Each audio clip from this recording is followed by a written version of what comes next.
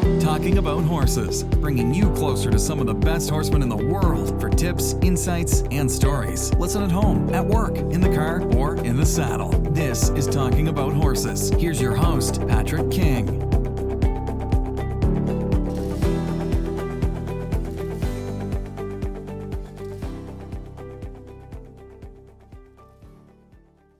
Just a few. Okay. Hey there, gang. Thank you so much for tuning in to what I believe is episode number 55 of Talking About Horses. It's been quite a while since I've been able to put one of these podcasts together for all of you. So thank you so much to the folks that have been reaching out and asking for these to return.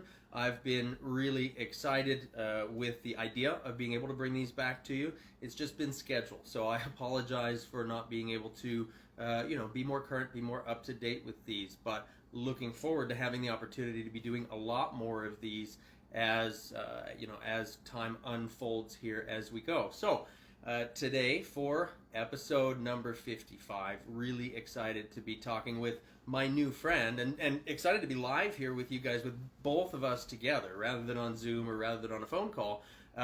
My new friend David Koss, and David has been out here and we've been riding. I've been getting some jumping lessons, my wife as well, and Tyler, our assistant out here. We've been doing a lot of jumping lessons. David's known for eventing. It's been super fun. The idea of the cross training, things like that, and we're going to get more into that as the conversation goes on. But first, David, thanks so much for coming on here with us. Thanks for having me. It's been a blast being out here. It's been really good. Yeah, it's been super fun. So for the folks out here that don't know who you are, and I knew of you through Tyler, right. But tell us, what's your story? What are you in for, right? Right, not much of a story, or kind of who knows, but just a guy who likes horses, right? Perfect. From Idaho, mom's always evented, didn't get into horses till later, always loved them, and then started doing that and being hooked ever since. Awesome. And yeah, been through a bunch of different paths down the road, taking some breaks, went through school, did a bunch of different things. Took a break recently, just went through farrier school, and okay. that's been awesome. Cool. Real Yeah. blast. Did some course designing and building during one of the hiatuses, and That's super cool. So then back into the horses again. Awesome. So were you eventing, because you said your mom was an eventer also, right? And were you always into eventing just because you grew up with that? Yeah. Or Yeah, just because I grew up with that. Yeah. Right. Cool. And it also seemed like the funnest thing. Who wouldn't want to run and jump? Right, exactly. Yeah, Yeah. that's cool. That's super cool. And then you've traveled to Europe and you've done eventing in Europe as well, right? No, not really done any eventing in Europe. I spent a summer in Europe working for the bomb guards and Gotcha. riding some there and getting some help from them. Okay. So that was a blast. Okay. Yeah. So was that like a working student position? Yeah, or? a working student position. Oh, okay. Yeah. Okay, great. What was your focus over there? I went to originally get dressage help, but then I ended up in the jumper part of it, and so that was a blast, and it was way fun. Huge different experience. Yeah. Playing with babies, doing the young ones. Okay. Yeah. So it's mainly getting the young ones going. Awesome. Yeah. Great.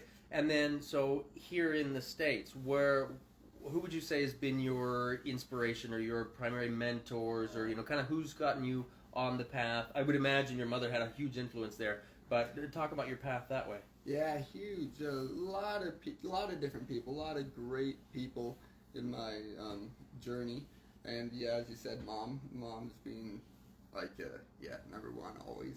That's right. great. Yeah, she's great.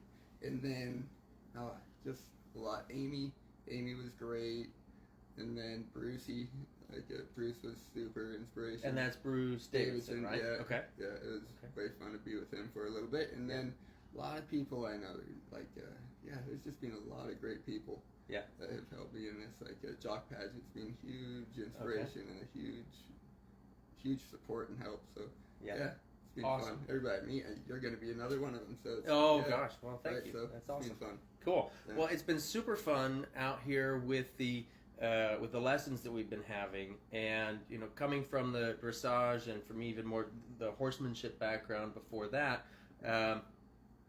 What I was feeling and seeing and experiencing with you with the jumping, because as for those of you who aren't sure of it, I was riding Nico, the Frisian horse that I ride, and he's never done much jumping. We joke that he's kind of like the Hulk and he likes to smash, you know, Yeah. everything, the ground poles. It took a little while to get to where he would, you know, pick himself up and carry through even the ground poles. So what I was really impressed with was the organization of the lessons and the keeping the horse and the horse's confidence in the forefront of every lesson, no Right. matter what we did. So talk to me about your thought process there whenever you're creating lessons or when you're teaching horses to jump. Like, what are you thinking about there? Is how do you structure those sessions?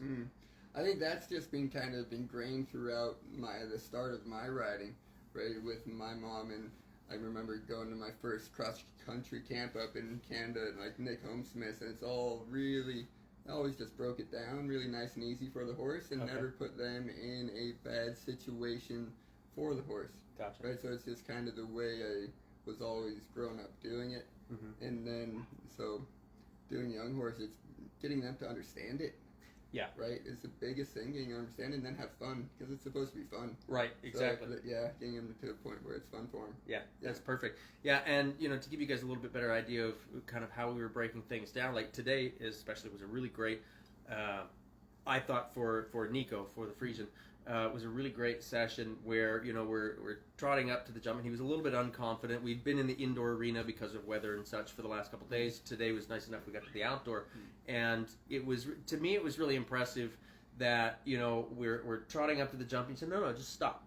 You know, kind of trot to a point, stop, get him to think about the jump.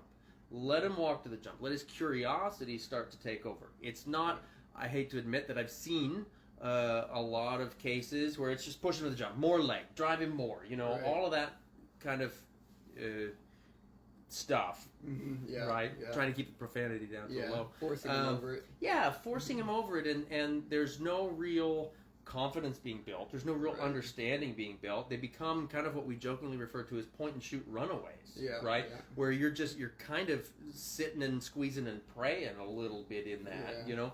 And the way that you designed that lesson for Nico today, and it's been the theme throughout, is just let him be curious, let him really think about it. Yeah. And I love that. That was so. I could feel him growing inside Right. that, in his Yeah. confidence, in his interest in it, Good. and you know, just in that idea of seeking that because he was looking forward to it. Right, yeah. You know. Yeah, no, he's a great case, and that's a lot that depends on the horse and where they're at and what kind of previous experience they've had with jumping or no experience with jumping and how Gotcha. they take to it. Mm-hmm. Right? Okay. So I think it's depending on every horse, they're all kind of different. Yeah. Yeah. Right? Absolutely. So the approaches you might take, they might be very similar, but in the end, they all vary just a little bit in the timing of when you get out of certain things. Right? Yeah. So the timing of, okay, when do you move on and like make it a little more intense, I guess. Okay. Or like when do you skip the baby steps and take off the training wheels, right? Gotcha. And give Yep. them the opportunity, like you have to trust them in the end, be like, okay, I think you got it, let's see if you got it. And then let them tell you if they do or not. There you go. Right. Perfect. So talking about the baby steps, the training wheels, what, for anybody listening who's interested in jumping, interested in getting started with or eventing, when you're, so let's say we're schooling a green horse, you know, just a young horse that's got maybe a little bit of a basic foundation on it, what would you be looking at as those baby steps? What are the training wheels that you kind of think about? Is there sort of a protocol that you follow, or, I mean, you've probably been doing it long enough, you just kind of feel things into that Yeah, I direction? think it's such a broad kind of thing that it's dependent on the horse and like the feel of it and what they just seem to be giving off, what kind of vibe they seem to be giving off, right? Are they anxious? Are they nervous? Are they not nervous? Are they too lackadaisical? Are they running blind? Are they sucking back and wanting to go home? Gotcha. There's like so many different scenarios, I guess. Yeah. Where everyone's just a little different, Mm-hmm. right? Yeah.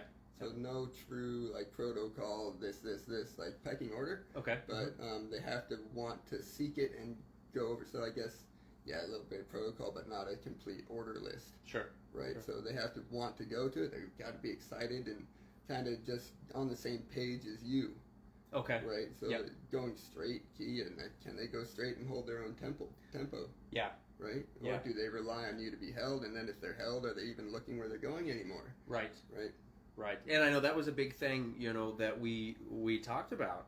So when we talk about the cross training idea, right? The idea of them finding their own tempo and finding their straightness, like, you know, coming from the dressage perspective, it's, we think about that metronome, we think about that tempo, and we're always aiming for that straightness. But coming from this cross-training idea of now let's put the jumps in there, the horses were like, hey, I need to go straight here. Instead of being asked, can you go straight? Can you go straight? Yeah. Can you keep your tempo? They're like, buddy, I got to keep my tempo in here, and I got to go straight. Like, I got to get these things going. And I think a lot of that was the credit to the way that the lessons were designed and set up, to build that confidence and build that interest. But the straightness, rather than managing the straightness, it was more that the way that we were building the interest in the jumps, the straightness was almost a byproduct of that. Yeah. Right? Yeah. By setting it up so that they were looking for where they wanted to go. Right. They were seeking that space. And like you said, looking ahead, right? Yeah. They're not kind of down here being managed. They're looking out their head saying, hey, here's where we need to go, where we want to go.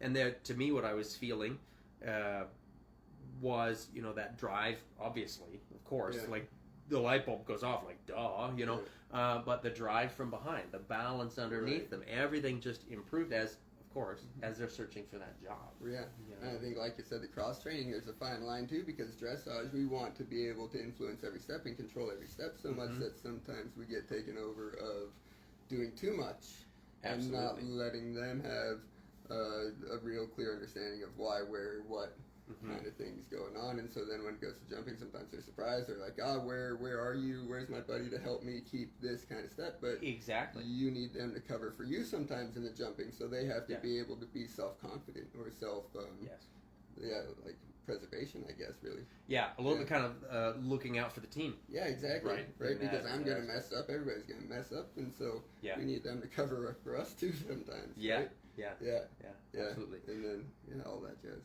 Yeah, it's been super fun.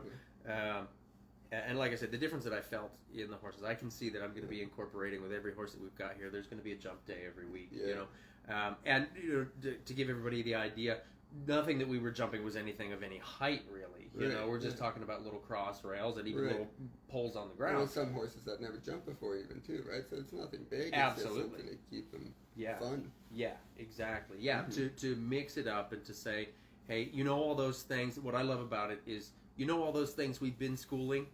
Here's why. Right? Yeah. Here's a purpose to it. It's kind of like, I think about that with the working equitation a lot. Yeah. Like, we school dressage, and we say, okay, well, hey, here's the obstacles. Yeah. And the horse says, oh, that's why I need to regulate my tempo. That's why I have to have a bend. That's why I need to follow your seat. That sort of thing. And the jumping was, to me, it was exactly that. That's the purpose that we've been building the principles for. Yeah. Right. Yeah, exactly. And so doing that gives you the tools to say, okay, this is like, I'm setting you up for success. This is a great place to be to jump, and then letting them either stay there, and then if they want to change it in either way, like if they get out of it and run, then the jump's not as nice, it's not as comfortable, and so then they start kind of thinking about like, you keep putting me here, maybe I'll start to change it, and then stay out of their way enough where if they do mess up over the jump, it's on them and not necessarily on us. They don't have us to blame, right? So then they start to really figure out like, he's trying to help me, stay in this tempo. Yeah, right. On the balance. Right.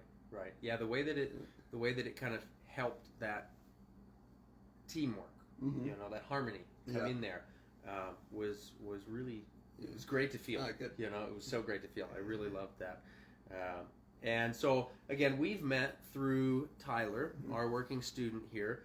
And so you got to see Tyler's horse. Obviously, you knew Tyler's horse before she came out here. Yeah. And you got to see her horse. Ivan is her horse's name. You got to see Ivan these last couple days after having some time kind of working on a little bit more kind of the foundation stuff, the emotional stuff that we tend to work with. Tell me a little bit about and the rides. Tyler had some rides that were absolutely just fantastic. They were so cool. We even got some videos. She's squealing with excitement in the video. It's not the horse. If he ends up posting the videos, it's not Ivan that's squealing. That's Tyler. Absolutely. And so Ivan was a horse that had kind of a little, we might say, on the quirky side, right? On the bothered side, a little squirrely, that sort of thing. Just a little pissy. Yeah. Right? Yeah. Just not really trusting humans so much, not really seeing the purpose, just not having so much fun. Yeah, he didn't find the fun in it before, for sure. Yeah. Absolutely. And so now, since Tyler's been here for these last couple months, what's it been, Tyler, 2 months? Since you've been out here? Yeah, 2 months. Since beginning of December, yeah. So 2 months that Tyler's been out here with us, and we've been focusing on just that emotional relaxation. And you guys that have talked or listened to these podcasts in the past or followed the Facebook page, things like that, you know that it's all about the emotional regulation. It's about the horse's emotional even responsibility and the relaxation that comes in with that. So that's been the focus, right? There hasn't been any of the focus on the jumping at all, maybe except for, say, some ground poles, But so talk to me about what you're seeing in him emotionally and how that's helping the jumping. Because the jumps, I didn't know the horse before, right? So what I saw, I've seen some video clips of him, and I wouldn't want to ride on it, I'll tell you that. I give Tyler a ton of credit for the... She stayed on some good situations, I'll tell you that. She stayed on some hairy looking situations too, I tell you what. It's I might have done a little submissive urinating while I was watching those videos. But the rides were stunning, what I saw. It's like I could have put my daughter on him. So talk about the emotions in that and how that influences and affects the horse as the jumper, as the eventer, all of that. Talk about how you see that. So, like in Tyler's case, it's just been a huge turnaround and so fun to kind of and not see the progress, so you don't see it every day, and then be able to come and see Ivan, and it's just a different completely horse, so that's been really cool, and you guys have done a great job with it. And so I think a lot of that emotion stuff is based on the horse has to trust you, right? Like if they're not your buddy and they don't believe in you of what you're asking them to do, then it's just never going to be great, right? Sure. Like you might be, and it's not going to be consistent either. Like they might do the job for a little bit, but then there might be all this random little quirkiness that goes on. That's right. This seems random, but that's really tied to them just not really trusting being you. there. Not being a team, right? Or so then the emotion side is key. Right? They really have to be there for you to be able to want to go play with them, right? Because that's in the end, it has to be fun. Right. And if they're not having fun, if we're making them, then that's not really fun for anybody. Right. But then it's really not fun if we have a preconceived notion of, but they love us and they do anything for us, but they are really not, and then they let you down when you're counting on them, right? Sure. So then that kind of opens some eyes as well sometimes. Yeah. Well, and I would imagine with the cross country idea, if either of you are letting each other down, that could end up being disaster. A fatal accident. Yeah, that could just end up being bad news bears. Right. Yeah. So some of what we see, the collective we, right? Riders everywhere. Me, myself, and Irene. Yeah, absolutely. Some of what riders are riding and seeing out there, I'm just going to go to what I've heard lots of times, is I see horses that are slapping the ground, running full out at the jumps. And tense as tense can be, tighter than anything. And they're kind of like that point and shoot runaway idea that we were talking about, where there's very little communication going on. It's almost, to me watching it, maybe because my focus is so much on the relaxation side of things, and the emotional connection, I see a lot of really anxious horses that are just blasting at jumps, and the riders say, they just love it, you just can't keep him from the jumps.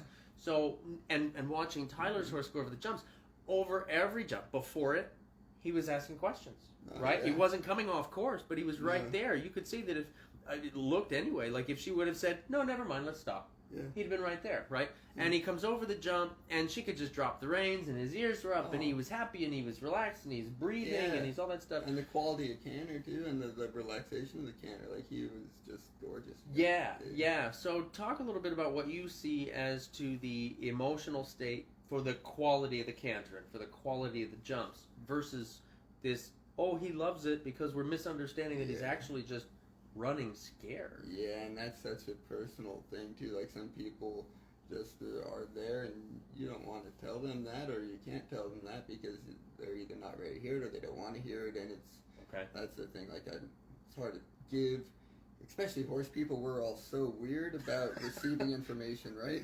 And so unless somebody in the horse world asks for it, I really don't like to give it, because it's most likely never taken well. Gotcha. Right? Yeah. So it's Yeah. like very like, just keep my mouth shut in a lot of situations, because if they're happy at the point they're at. Yeah. Right? Yeah. And so, but it helps tremendously. You could tell the difference in the horses and the riders when you're watching them, like, that's a lovely pair. That's one looked a little hairy. And so the emotional state goes to a huge way in just the quality, and then I think also the way you move up the levels. There's a certain place where you need that to be able to get to the higher levels and the more difficult movements and everything. Same in dressage, right? Like you could fake all the movements or whatnot, and you could teach party tricks, but in the end, are they really with you and dancing with you? Right. That makes so much sense. If they're not there for the conversation to become more complex, then you can only fake so much, right? Yeah. You can only force so much. Yeah, and then you get the inconsistency, and then you get all the excuses of like, but he's just running, and this is happening, and this is happening, and the environment's like this, and it's just where really just it's the emotional state a lot of times. Like somebody's missing the conversation cue piece, right? Like we're either not listening to the horse enough, and that's usually the way it is. We're just not listening to the horse enough. Yeah. Right. Yeah. That makes sense. So some of what you said there about how you have to be in the place to hear the information, right? To be told, hey, this is something that you're maybe not seeing, or something that you're missing a little bit.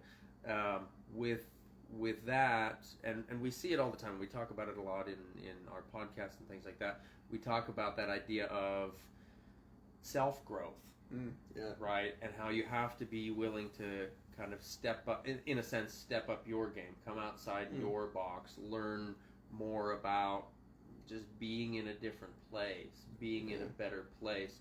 I'm going to kind of take this question back to your experience as a working student, your experience as a young trainer, all of that stuff. Do you feel like you have moments that you can look back on and say, well, that's a moment where I really learned a lot about myself, or something different about the way I was kind of perceiving the world or what I was doing? Yeah, for sure. There's definitely one horse instant that kind of brought me to the realization of like, I don't want to do it this way anymore. Or you or the horse? Me. Okay. Right. So like self-realization and kind of that way, right? Like we all go along and we're happy we're at a time, but then eventually it's like you kind of just see things in a different light. And we've all done things in the past that we want to do now. And it just got to the point of one of them was I felt like I was having to force him the whole time, and like he just didn't want to play the game, and I didn't want to force him to play the game, but I could have forced him to play the game, and then it really just wasn't fun for either of us. Okay. Right, so then that turned on like the light bulb and kind of just took off the blinders a little bit and started going up the plateau of like, fuck me, I've been doing everything completely ass backwards or whatever, and like it might not have been ass backwards, but then with the new light, like it starts to, you think it was, and you think you don't know anything anymore, right? But then you get to a point where then you can start blending and be like, I used to do this stuff really good and intuitively or whatnot, and so then but this stuff I didn't like, and then so you kind of can bring back and kind of merge it into like a new refined self kind of thing. Gotcha. You know what I mean? Gotcha. What do you think, and maybe it's not like a one point thing, but what was the light bulb? What was the creation of that light bulb?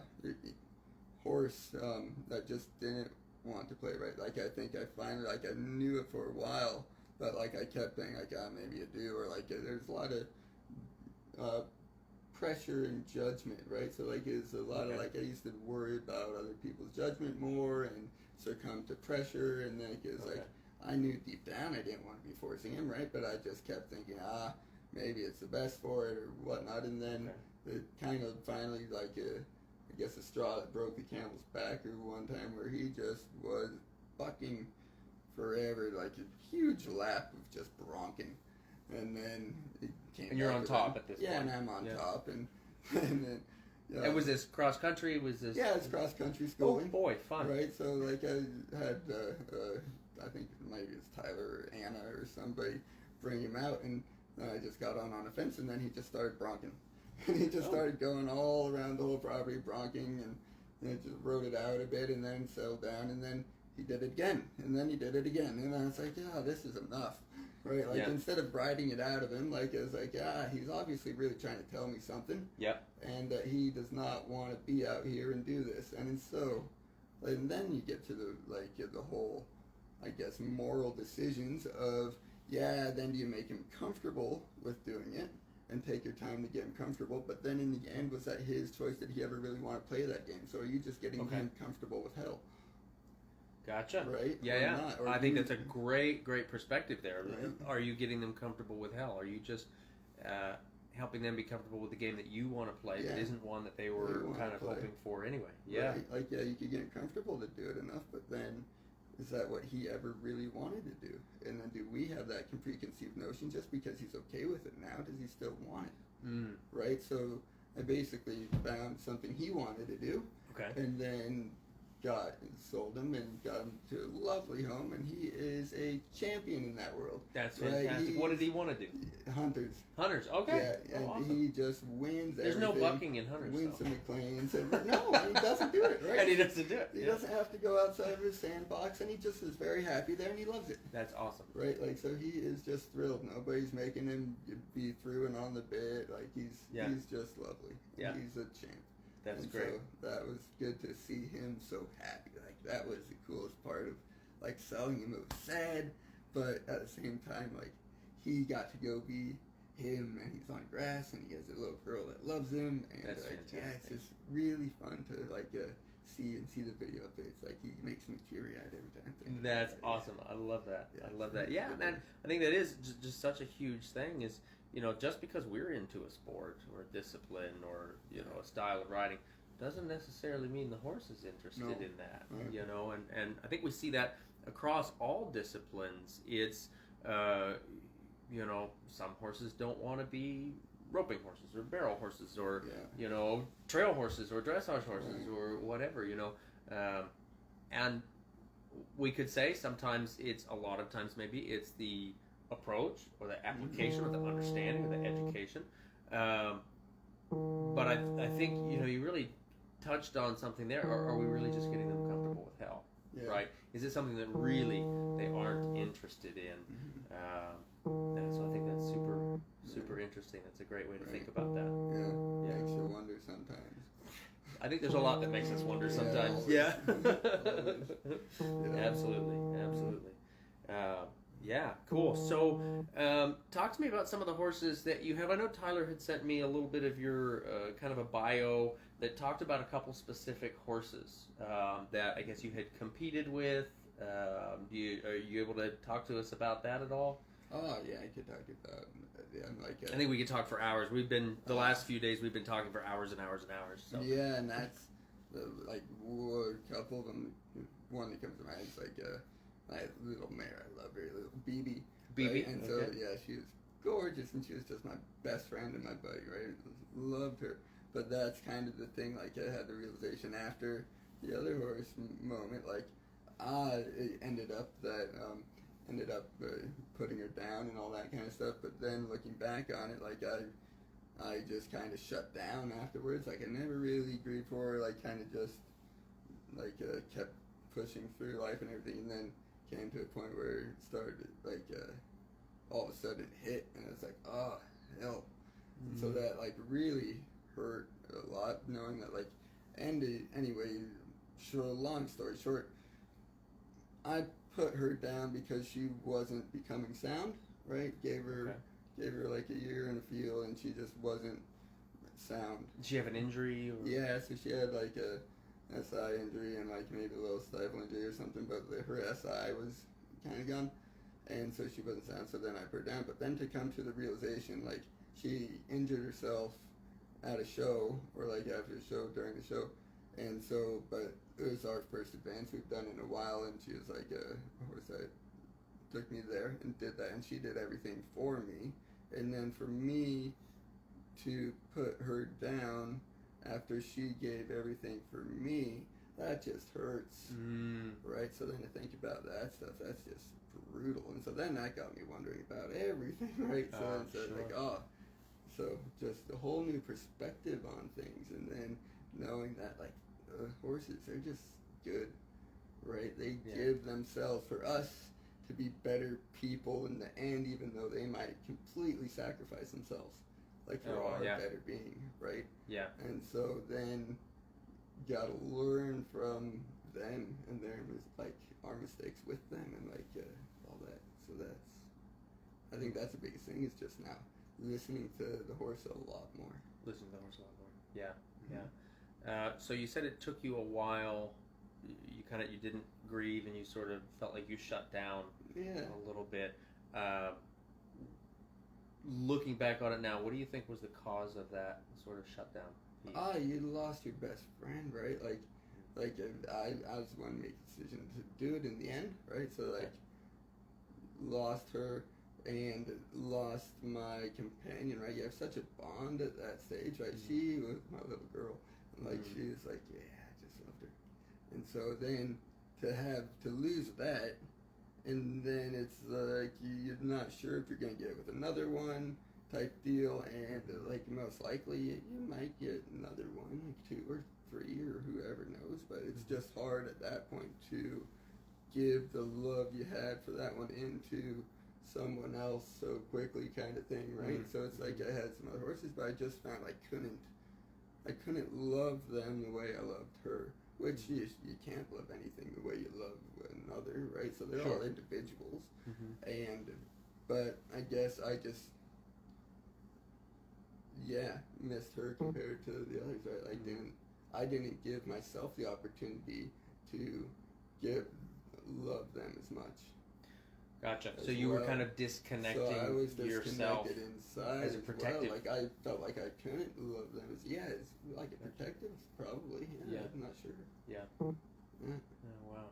Have you felt since that? And so you said you did find a time where you were kind of grieving that, and it like hit you. Yeah, I remember that realization hit, and I was in the truck, and then I was in a hotel at a show up one night, and I just like it all of a sudden struck, and it's like, I've been through a decent number of horses, and they like had another one he was a cool dude, and I always just thought he was spicy or just like an attitude problem or whatnot.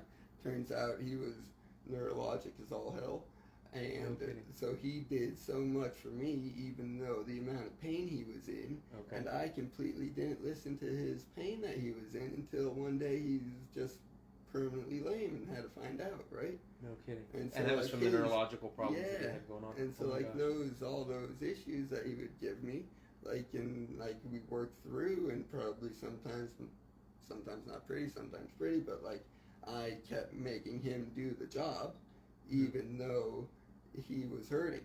And then the coolest part is that he did it. Yeah. Right? So he still gave it to me. And then you think about the amount they give to us and the amount we take from them. It's not really fair on that front a lot, you know? Yeah. So I feel it's make it fair for them to start listening to them a lot more. Yeah, for sure. Well, and speaking to what you were talking about, where you thought it was spicy and there was different kind of attitude challenges or something in there. It can be really tricky with the horses have the neurologic issues and things like that, because they're not always consistent, right? There's intermittent showings of those things and that sort of stuff, and it's not always easy to diagnose that, so it could certainly be easy to misjudge. Yeah, big time. Yeah, because it's not like he's showing any symptoms of neurologic testings or anything, right? No kidding. Yeah, so wow. Yeah, they don't until they do. To come to. Yeah, and so those two, like, I had the realization on like all that, like all the horses I've ridden, they've given a hell of a lot, and sometimes themselves. Yeah, and then that was a big hit. Yeah. How has that helped you since then in looking at the horses differently? I know you said you're kind of listening to them more. Has there been specific perspective shifts in there that kind of guide you a little bit different than maybe what you had before? Well, yeah, just say your goals and expectations are a lot different. or okay. my goals and expectations are. Okay. Right, so it's much more not on a strict schedule, like this is our goal and we're going to come hell or high water, we're going to try and get there, right? Being acceptant of like, oh yeah, that'd be nice to do, but if it doesn't happen, right? Like, who knows, like everything changes in life, right? Not being stuck on a certain path and forcing yourself to stay on that path. There you go. Does that make sense? That makes total sense. That reminds me, many years ago when I first started my career as a colt starter, I had one client who was big into the Western pleasure industry in the quarter horses, and he eventually kind of walked out of that and got a little bit into racehorses. You know, sort of fun taking different paths that way. But in his tack room, and he was a horse trainer himself, and so at this point I was starting his young stock, and then he was carrying them on and moving on with them. But he had written on a little 3x5 note card, handwritten, and thumbtacked to the wall in his tack room, something to the effect of, I'm sure I'll mess up the exact verbiage, but it was something to the effect of, my job is not to make him a Western pleasure horse. My job is to help him become a solid riding partner and see if he wants to do Western pleasure. Yeah. Right. Right. And I remember exactly where that sat in his tack room, exactly where that was on the wall, you know. And that was, to me, that was really an impactful thing in my early career at that point. Like, you know, let's see what job they want to make. But our job, for sure, is to make sure that they're solid, they're trusting, they're dependable, they're confident, they're, you know, that sort of thing. Yeah, so that, you know, it makes perfect sense to me. You know, see what they really want to do and approach things in that way. Not the I'm going to make you do this, it's would you be interested in doing this? Yeah, exactly. Like, I think this is really fun. Maybe you find it really fun too. Come on, let's go have a play. Right. And then see if they have a play, or like, or they just not, but because like, they're a little nervous, skeptical, just learning the game. Okay. And then once they learn the game, like, you can tell if they really like it or not, right? So how do you tell, I'm so glad that you brought that up, how do you tell if the horse is nervous, skeptical, versus horse doesn't like it? Oh, I think that's so much a feel thing and like a situation thing and a seeing it thing. A seeing it thing, right? yeah. You see it, feel it, tell. Like, I think it's hard to kind of just define it verbally. Okay. Yeah. Yeah. And I think that makes perfect sense. So you kind of have your steps that you would go through to help the horse understand that, and as they go through it, that kind of you can then get a you feel. say like, okay, they're really not liking this, even though like they understand that they or relax or whatever. Then it's like, okay, either they're in pain or they really just do not like it, right? And they don't like it for whatever reason. We have For no whatever idea. the reason is. Yeah, exactly. Yeah. Oh, that's cool. So talk to me about the course designing. So you're an official course designer, or like No. what is that? What's that Not mean? anymore. Okay. I went through the process, got the license for a little bit, but then let it lapse. The administration was too much of a pain in the butt. Okay. I had to keep it going and do it all. So what does it mean to be a course designer? It was a blast. So I started off being a cross-country course builder.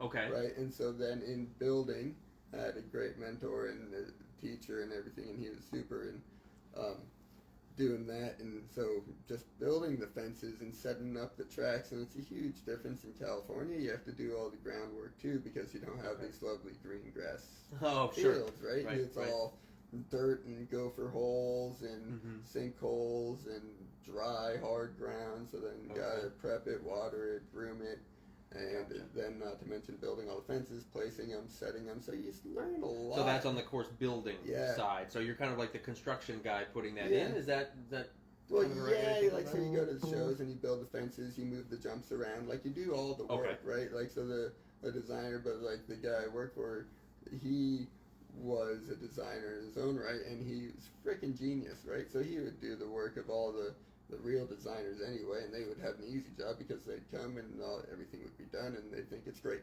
right? And so, but in doing it and placing the fences, you get the knack for this is a good flowing course, this isn't a good flowing course, and especially riding it as well really gets to help you, and then you learn so many new aspects about the course once you start putting it together and once you start building the fences and placing the jumps and picking the piece of ground that's right for it, because they're not all just randomly placed out there. There's methodical and a reason exactly why each jump is where it is. Okay. What do you look for in that? Like, what would how would you discriminate? Like, this is a good spot for a jump. It depends on the question you're asking as well, right? So, like in each level and each track, you have certain basic standards for that level that you should meet.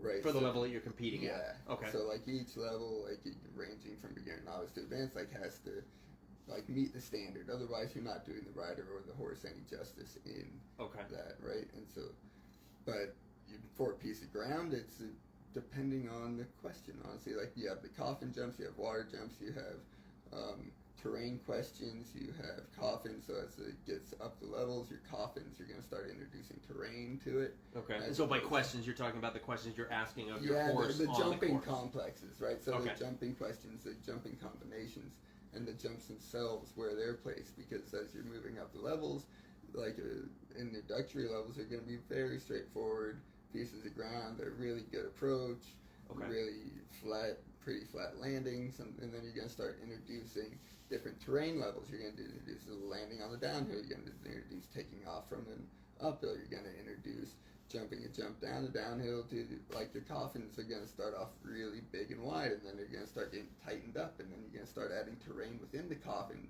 And so a coffin, I don't know if you know, is like basically... No, I was going to ask that because it sounds a little bit ominous. Right, yeah. Sometimes you fall in the ditch and they just bury you and then you're good. That would be me. That would be me. I would be in the hole. There's a ditch. Basically, there's usually an element and then a ditch and then another element. Okay. And so you have to jump the combination. Gotcha. Yeah, and so like horses usually don't like ditches very much. Sure. Right? They usually look inside them and go, yeah, no. Mm-hmm. Right? Snake trap. Snake trap, yeah. There you go. There you go. Yeah. Mm-hmm. Okay. Oh, cool. So that's on the builder side of things. So now, it's mainly the designer side too, right? So, so by building and placing it in that way and working with the designers hand in hand, you basically learn where is good, where is not. And the riding aspect helped a huge amount too, right? Like that just helps a lot. Because you know what it'll feel like to come into whatever it is you're setting up. Yeah, exactly. It's like you're setting up a good racetrack for cars. Right? Like you know the turn placement, you know like how those should go. It's just like straight line left turn, straight line left turn. Exactly. 9-degree turn, roll back, you're good. There you go. Yeah. So then in doing that, Bert, the mentor, is like, you should get your license too, and so went through the process of you have to do a certain number of apprenticeship, blah blah blah, to get your license. And so then did that and got a license and did a couple shows, but yeah, it was just not for me at the time. Oh really? Yeah. Okay. You said the administration side. Yeah, the administration was just a pain in the butt. Okay. Yeah. Okay. Yeah. Yeah. Very cool. Very cool. Yeah. So a lot of well, I want to go back to the cross-training idea. Yeah. I'm sure all of our listeners know that we just kind of flow with this anyway. And I see somebody on here is asking if you're allowed to ask questions. You're absolutely allowed to ask questions during the broadcast here. I think Tyler's checking in for questions that we have. We've got her kind of hiding behind the scenes, moderating a little bit. I think we're going over spirit animals later and trees. We were going to talk about, we have to be careful what some of these questions are that Tyler might bring out here. But we can certainly, Tyler, if you want to sort of throw those in at any point, I think that would be great. So anybody who's listening, if you have questions that you'd like to present to David, that'd be fantastic. Or Patrick as well. Or either one of us. So going back to the cross-training idea, I want to talk a little bit again about how fun that was, getting into the jumping and introducing that to the horses that we have here, because it's something that I don't do very often. But we also got the opportunity, David and I got the chance today to work with the Garocha. Oh, yeah. That was a blast. And so talking about cross-training, kind of doing something a little bit different there with the Garocha. So talk about that just a little bit, because David was lighting up, having an absolute blast riding with that. So yeah, talk about that a little bit. Hard. It is freaking hard. They're riding around with this like 13-foot pole. That's it. And That's putting it on the ground, and like it's challenging, but it is fun, and it gives you a whole like not only does it give the horse like a point of vision and kind of like I got a good history lesson at the garage, and there's a very much a purpose and reason for all the poles and the movements of the poles, which it goes back to the the Portuguese army, basically, right?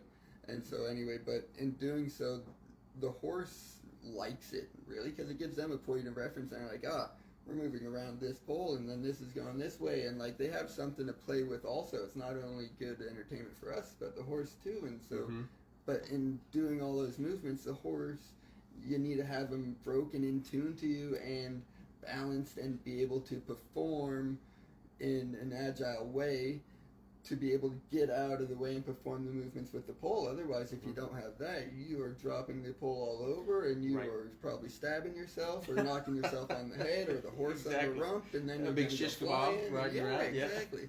Right? That's a good way to do them. Shish kebabs. But yeah, so like cross train that way, I'm definitely going to get myself one of those. Yeah. It was awesome, and it's when David was coaching me with jumping, we were right, and it's I'm so much always trying to think, whether it's with the in-hand work or the dressage work or whatever. I'm always trying to be thinking, as we all are as riders, trying to think about so many things. And good Lord, just putting in a line of jumps or a little bit of a pattern that you want me to ride on, it's like, gosh, I forgot about that, or I forgot about that, or oh gee, now I need to focus on that sort of thing.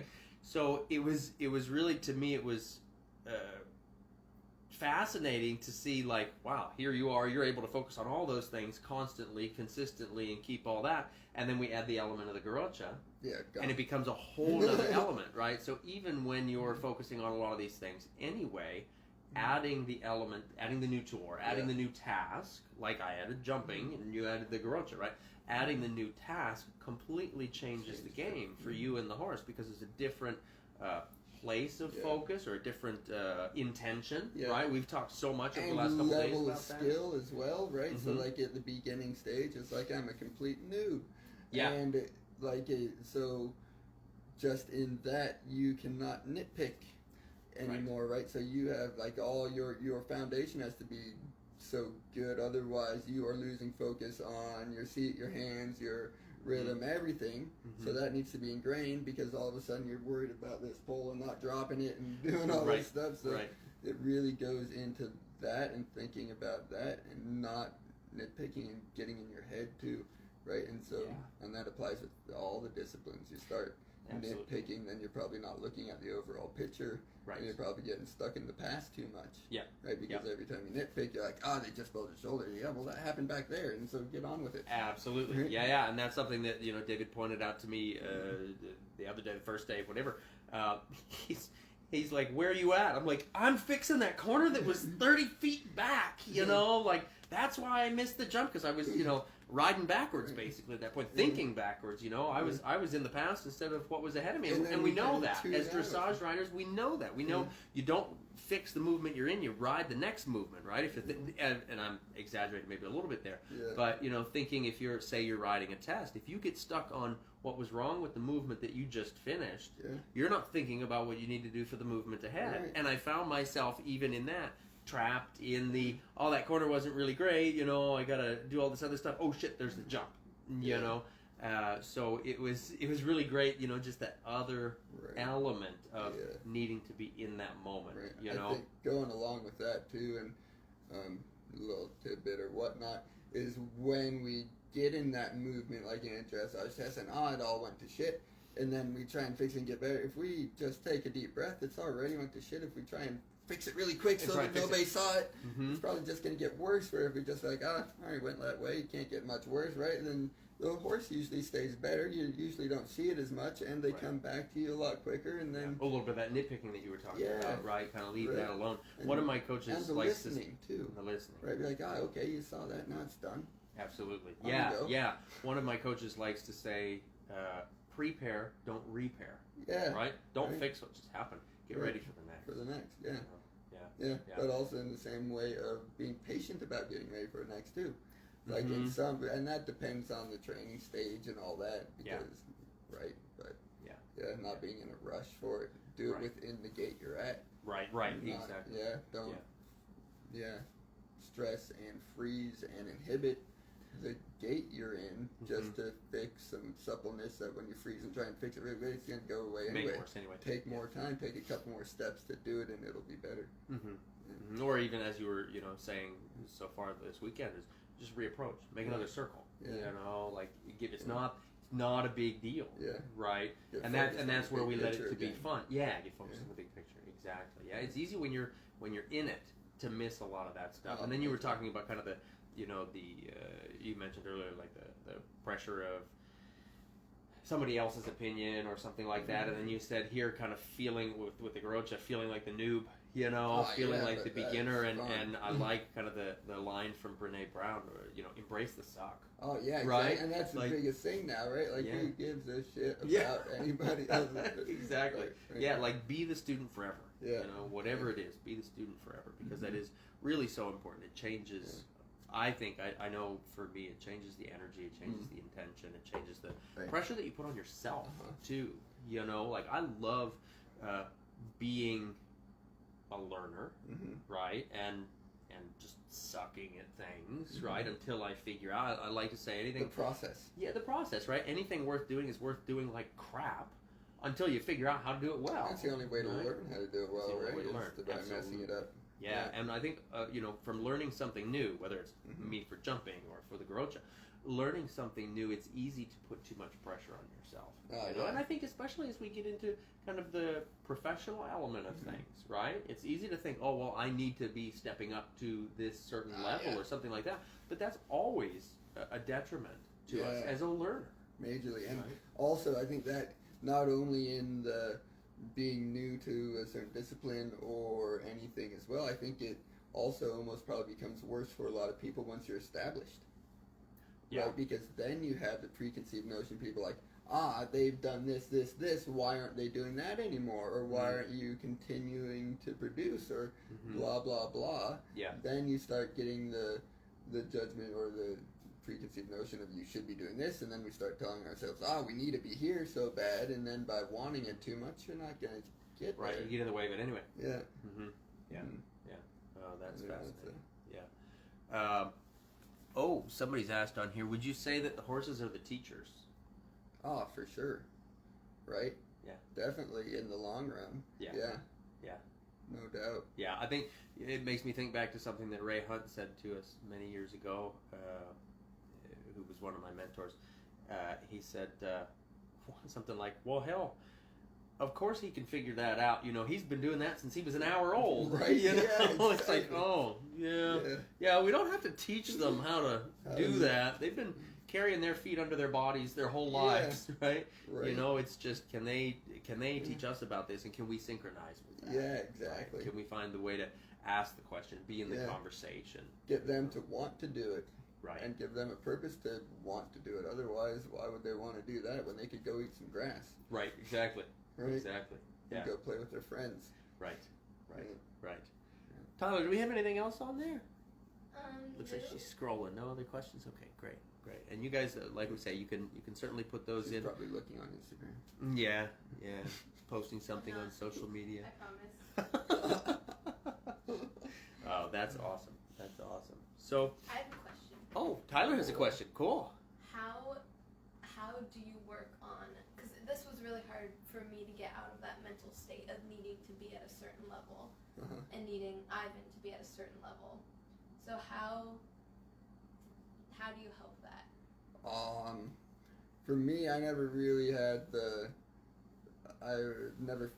at least I can't remember. I probably did when I was younger, but I can't remember having the feel of like, I have to go training.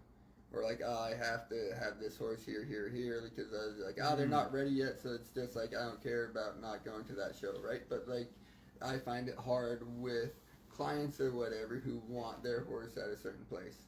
And then it's very hard to convey, but I don't think they're ready, and blah, blah, blah. But for you personally, I think that's just that's a you thing. Like, honestly, sorry to say, but like, until you get to the point of living through that, maybe you're experiencing, or just getting there yourself. And I can't tell you how to get there yourself. That's something everybody just has to kind of figure out. It's not, for me, it's always a thing of like play with the horse where they're at and kind of be able to go show off the horse, right? So I don't personally want to go take them thinking like, for, like you said, training. I don't want to take a horse who isn't ready to go training until they're damn well ready to go training, and they can not only be comfortable, happy, but also look good doing it. Right, and so to me, it's like that part of like, look at my pretty pony. Everybody look at him, they're really cute, right? Yeah, so you're schooling to the point that they're ready to go out and show what you have schooled. Yeah. Right, and I think that's kind of a difference in there of competing. I'm trying to think of how I want to say this. Competing to show what you've done, or competing as the way of like validating or pushing the horse to do the thing.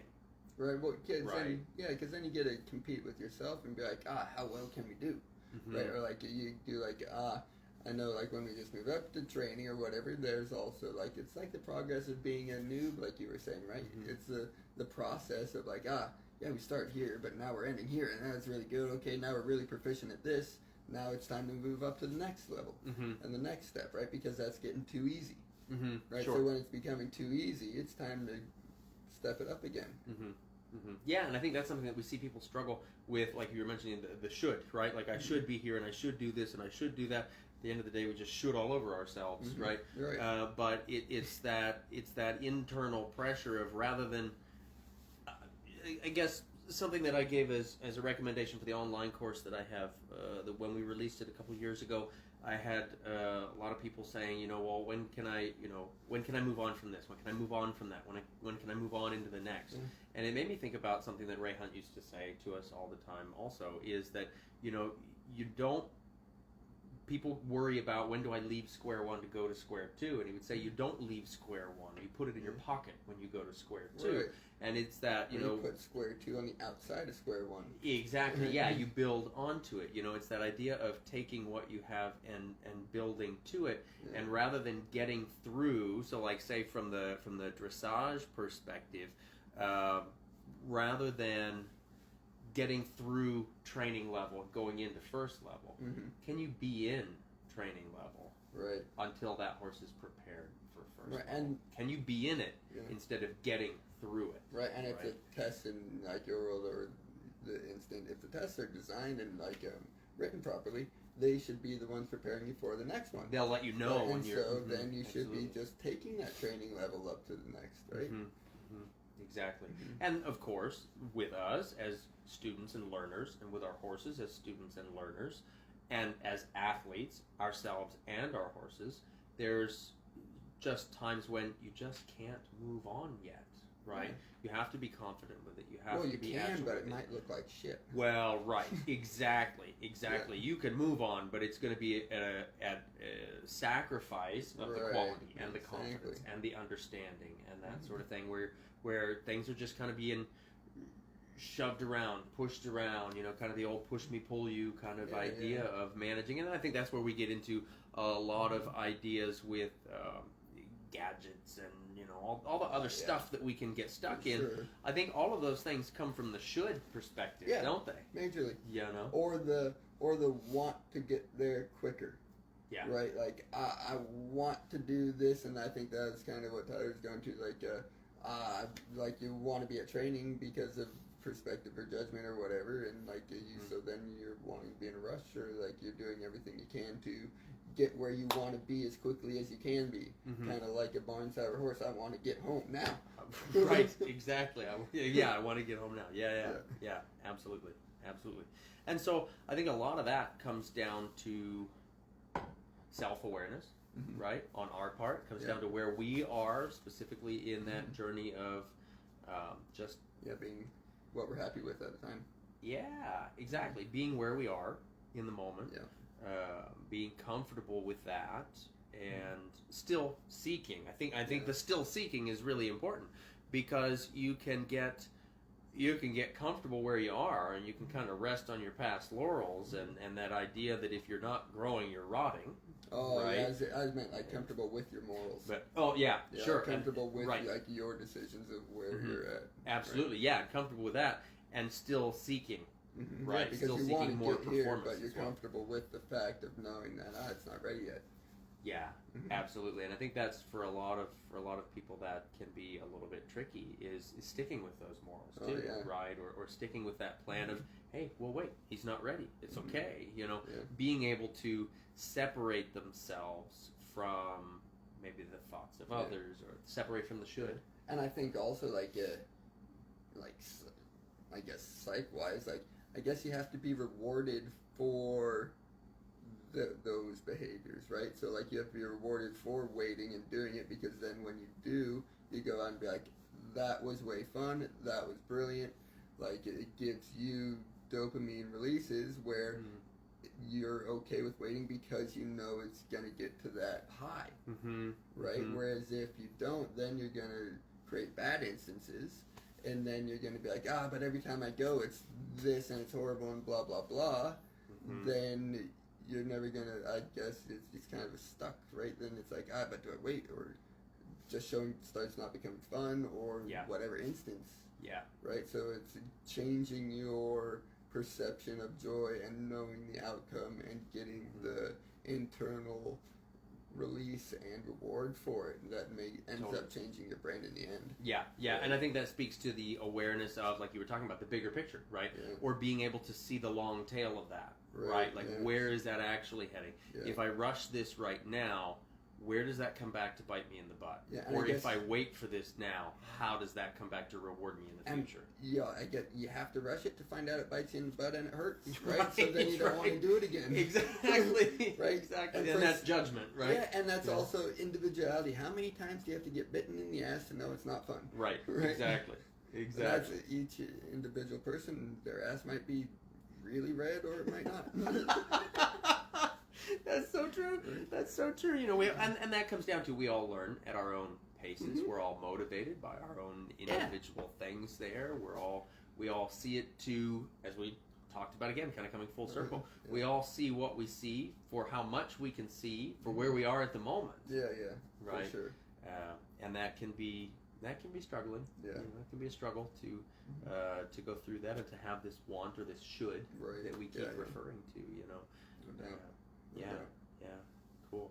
So there's a lot of self-improvement, a lot of self-work kind of stuff that goes into this stuff. I think that's the majority of it. I think that is Horses in the end. It's all about self-improvement and self-awareness. Yeah. And the biggest self-awareness, and that just applies to riding, any discipline and any movement. It's where is our body at that whole time, or did we tune out, focus on a certain thing? Did they actually train us to focus on something else and get our attention away from our self-awareness, in turn letting them kind of take control or whatnot, and then us thinking, they just buggered out that way and I gotta fix it and blah blah blah, but in turn, did we really just lose awareness, and did our body tell them to go that way? Or did they get us off target enough where they're like, now I can just scoot off a little bit, right? Take control. Right. Gotcha. Yeah, absolutely. And they'll keep you in check. They'll keep you honest. They'll hope they'll try at least to keep you aware. All those things. And they'll try to communicate. Period. Yeah. Well, exactly. Right. Because they're always having the conversation with you. It might be that we're not hearing. Exactly. Right. We're not listening, or we're not understanding, or we're not aware enough, or whatever. But they're always. Everything. What's that line? Everything means something. Right. Exactly. Everything means something, and everything is connected. Nothing in the horse's body, nothing in the training situation happens in isolation. Right. It all happens individually, or it all happens connected. Intertwined. Yeah. Absolutely. No doubt. So with all of this being so much, and on our podcast we talk a lot about this, the self-awareness, the self-improvement, that sort of thing. Is there anything that you're currently working on as a self-improvement, whether it's in the horses or anything like that? What are you currently working on for always self-improvement? just being self-aware, right? Like just knowing where I'm at, where I'm holding tension, what I'm doing, right? It's always kind of like checking in, be like, what's my body doing? Where's my head at? Where's your energy at, right? It's always just kind of, because you get lost in it, you don't really think about it sometimes, and then all of a sudden when you do, you're like, I can't believe I've been out of it for that long. Come on. Where was I? Where was I? Like, I knew I was there, but I didn't realize, like, I was holding that much tension in my leg or whatnot, you know? Yeah. So just kind of be more present. Right. Yeah. That's cool. That's super cool. So I've got some general kind of wrap-up questions. Usually I have them written down in front of me, but we've been just playing so much that I didn't get those prepared. But before we go into those, is there any other kind of topic you want to touch on, or any kind of message that you want to put out there for folks? I think we've hit on a lot of good things. We have. This has been fun. It's Yeah. been super fun. Okay, so one of the things that I like to ask folks is one that I think is pretty cool. What's the most recent book that you read? Currently in the process of... Or are in reading. Yeah. I forgot the name of it actually, but I have it in my bag. I can grab it real quick. Oh, he's running off screen, folks. Yeah. Peace. See ya. Oh no, I asked the wrong question and he left. No, and I know when you got here you were excited to show me a couple books, Nuno Oliveira books and that sort of thing. Yeah, this is brilliant. Talking with Horses by Henry Blake. Oh my goodness, and this is an old copy. I have a copy of this actually somewhere here. Yeah, this is an old hardback copy. Yeah. Very cool. This was a fascinating book. So how far are you in that book? Just like a quarter of the way through. Okay. Yeah. Okay. But like he just has some good old stories, and he is a real person who just started listening to the horse a lot, didn't he? Because he's been in some hairy situations. Yeah, absolutely. Oh, that's super cool. Yeah. That's exciting. That's a fun one. Yeah. That's a current one. Yeah, that was a super fun book. Yeah, for sure. Yeah. Cool. Very cool. So Tyler had the idea earlier today. She was kind of being a little bit of a smart aleck over dinner, and she said that I should ask David if what was it? If he could be a tree, what kind of tree would he be, or something like that? And like as if David was waiting for her to ask the question, what was your answer to that question? I just thought about it real quick, and said I'd be an aspen tree. He'd be an aspen tree. And we said, well, geez, that was a fast answer. Why would you be an aspen tree? And he comes up with this big, long answer. Well, not big and long, but there was thought to it. Like as if it was something that he had the answer written in his pocket and he'd been carrying it around for a week. So what was your... Why would you be an she asked the aspen question, tree? and I just thought about it for a second and just answered it. It was a fast second. I was still processing the silliness of the question she asked. Sometimes my gears move too fast. I was and impressed. It's a little issue, but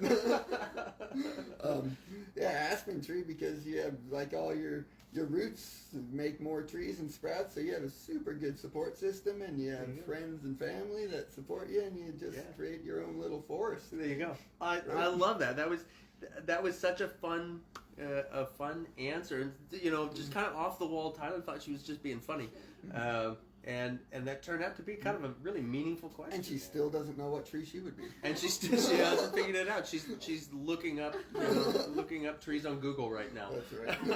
To make a decision. I think that's hilarious. Do you want any more questions, or Do we have others from listeners? Oh, great! Yeah, we can do that. as you're developing a young horse, how do you develop confidence and getting them to be curious and thinking while also establishing boundaries and having them respect you?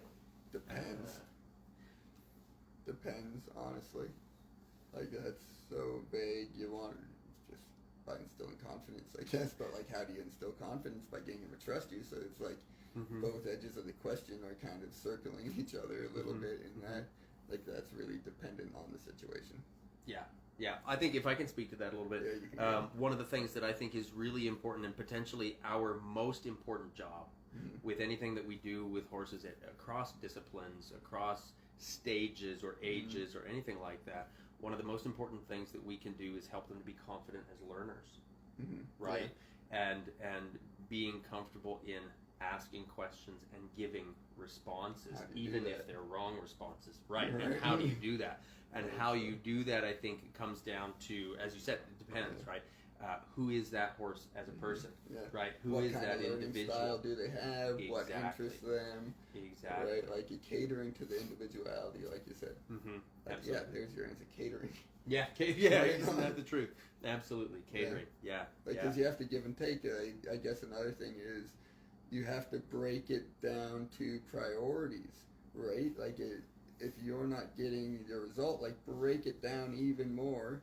Like what is the steps or protocol needed in order to get that? If they're not doing that, break it down to those steps. What part of those steps are they not doing? Then break it down even further. So distilling it until you...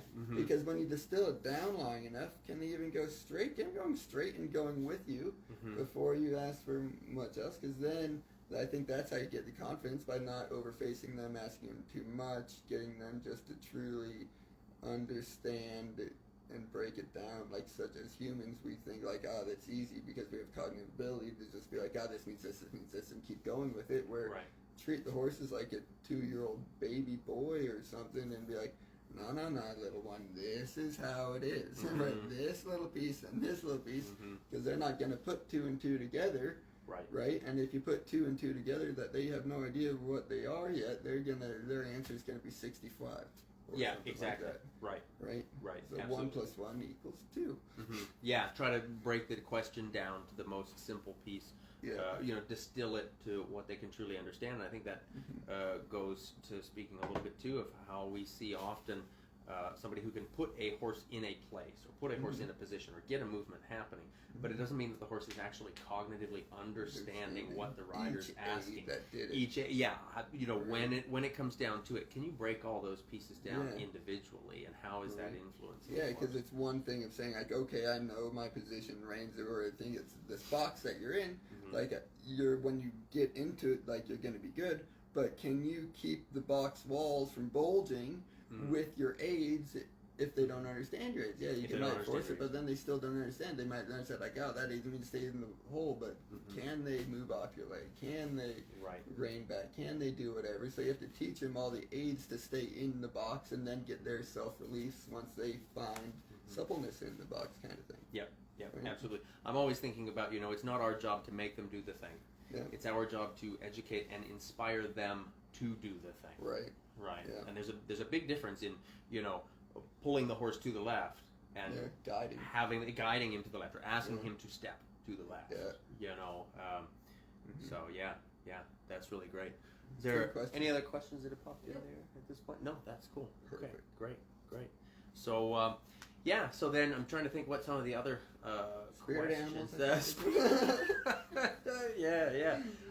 One that I think is an interesting question, and I kind of stole this question from Tim Ferriss, who's a popular podcaster across lots of different topics and things like that. But one of the questions that he asks people is, if you had a giant billboard to print a message for the whole world to see, what would it say?